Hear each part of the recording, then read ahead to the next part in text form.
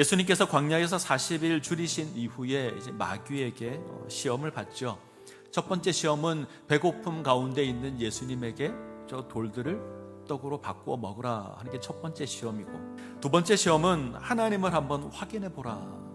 지금 네가 고난 당하는 것을 보니 하나님이 너를 버린 것 같다. 하나님이 정말 너의 하나님인지 한번 시험해 보라. 세 번째 시험은 세상의 모든 권세와 영광을 보여줍니다. 내게 엎드려 절하면 내가 이것을 너에게 주겠다. 자, 먼저 우리가 생각해 볼 게 있는데, 예수님 언제 시험을 받죠? 하나님의 아들로 선포된 직후에 시험을 받습니다. 이는 내 사랑하는 아들이요 내 기뻐하는 자라. 하나님의 아들로 선포가 됩니다. 누가 예수님을 광야로 이끌고 갈까요? 성령이 그렇게 합니다. 비둘기 같지만 그 성령이 예수님을 광야로 이끌고 갑니다. 예수님을 하나님의 아들로 선포했던 그 성령이 광야로 이끌고 갑니다. 이게 충격입니다. 하나님께서 예수님을 시험의 자리로 이끌고 갑니다. 하나님의 아들이신데 시험을 받습니다. 우리가 하나님의 자녀가 되면 하나님께서 우리를 시험 받는 자리에 세워 놓을 겁니다. 뒤집어서 이야기하면 우리가 하나님의 백성이기에, 우리가 하나님의 자녀이기에 시험을 받습니다.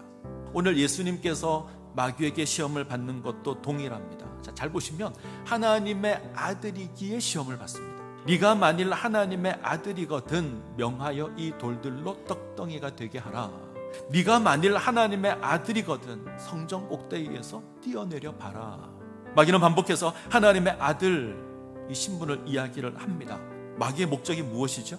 하나님의 아들이 무엇인지 착각하게 만드는 겁니다. 하나님의 아들을 오해하게 만드는 겁니다. 그래서 하나님의 뜻과 상관없는 삶을 살게 하는 것, 이게 마귀의 목적입니다. 하나님의 뜻은 나사렛 사람으로 이 땅 가운데 임하여서 백성의 죄를 감당하는 것이 하나님의 뜻입니다. 십자가를 지고 고난을 당하고 자기 목숨을 대속물로 내어주어서 자기 백성을 구원하게 하려는 것이 하나님의 뜻입니다. 근데 지금 마귀가 무엇하죠? 그거 잊어버리게 하는 겁니다. 배부르고 평안하고 이 땅의 부귀영화를 쫓고, 그래서 하나님 원하는 것과 다른 삶을 살아가게 하는 겁니다. 우리를 하나님의 자녀로 선포하는 하늘의 소리를 들으셨습니까? 이는 내 사랑하는 아들이요 내 기뻐하는 자라. 이 놀라운 선포가 여러분 귀에 들렸습니까? 똑같은 시간에 마귀의 소리도 듣게 될 겁니다. 왜 하나님은 너희에게 떡을 주지 않는가? 왜 하나님은 너에게 관심이 없는가? 네가 원하는 것 내가 다 줄게. 마귀는 아주 민감한 것 우리를 터치해서 시험할 겁니다. 때로는 하나님의 말씀을 우리 앞에 내밀 겁니다. 그것으로 시험할 겁니다.